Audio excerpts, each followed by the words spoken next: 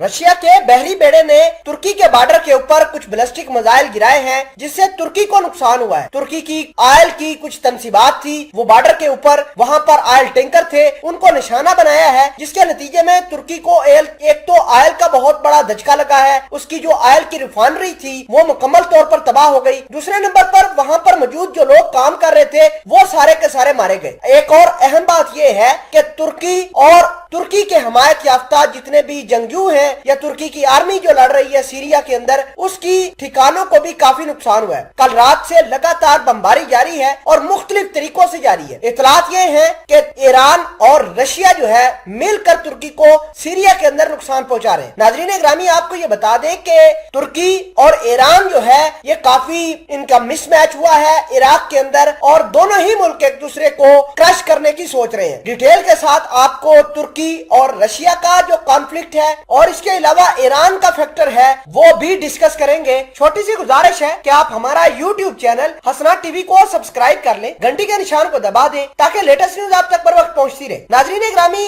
Russia का एक warship खड़ा है मेडिटेरियन सी के अंदर। ये बिल्कुल पूरे के पूरे मिडल ईस्ट को भी कंट्रोल करता है, यही वारशिप रशिया का। इसके अलावा जितने भी सीरिया, लेबनान, बेरूत, सबको कंट्रोल रशिया का यही वारशिप करता है। इस वारशिप ने तुर्की के बॉर्डर को दो मुख्तलिफ जगह पर निशाना बनाया है। आपको ये बता दें कि एक जगह का नाम जराबलस और दूसरे का नाम अलबाब है। ये तुर्की और सीरिया का बॉर्डर का इलाका है जहां पर तुर्की ने अपनी ऑयल की तंसीबात लगाई हुई है। वहां पर ऑयल की रिफाइनरी है और उस पर उस वक्त जब अटैक होता है तकरीबन 180 के करीब ट्रक मौजूद थे ऑयल के, वो सारे के सारे बर्बाद होते हैं। और इसके अलावा वहां पर 24 के करीब लोग थे जो काम कर रहे थे ऑयल रिफाइनरी के अंदर, वो भी जाम हो जाते हैं। अब तुर्की ने यह कहा है कि जो रशिया ने बैलिस्टिक मिसाइल फायर किए हैं हमारे बॉर्डर के ऊपर, ये न सिर्फ हमारी इकोनॉमिक सिचुएशन को खराब करने के लिए बल्कि हमारी जो हेजमनी है सीरिया के अंदर वो भी रशिया अब क्रश करने के लिए तैयार है। आपको ये बता दें कि पिछले 10 सालों से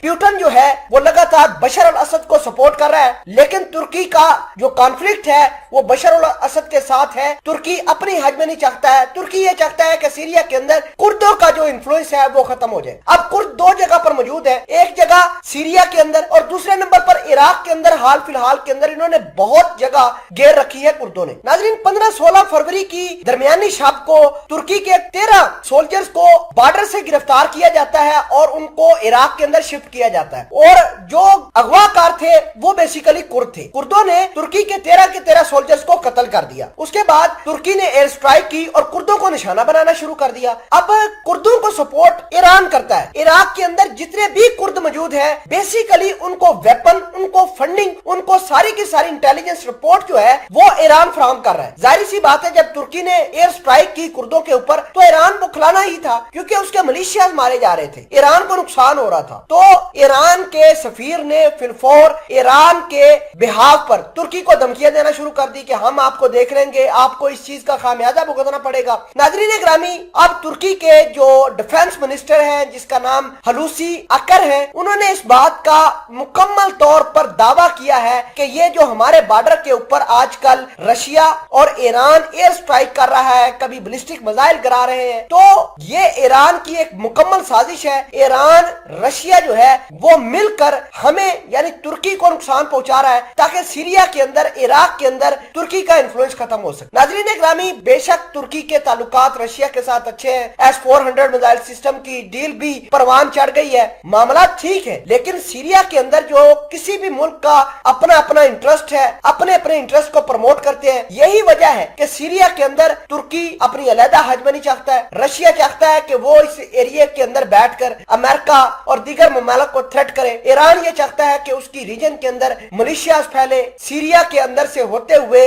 ईरान ये चाहता है कि वो इजराइल को निशाना बनाए। तो इस तरह मामला गंभीर से गंभीर होते जा रहे हैं।